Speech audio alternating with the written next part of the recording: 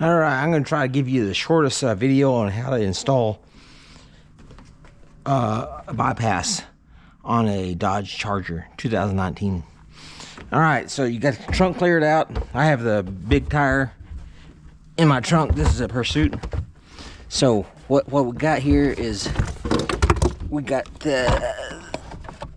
I got that already taken out. You just slide that out. Let's see if we can do this right quick. Alright. Got it upside down. Goes there. Just push that out of the way. Take that wire.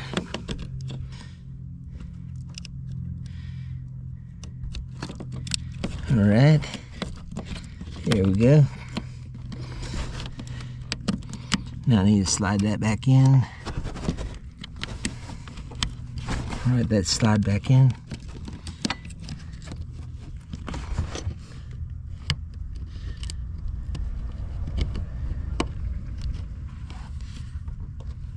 I don't know if that goes that direction or that other direction.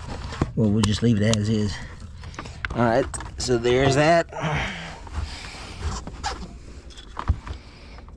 Okay.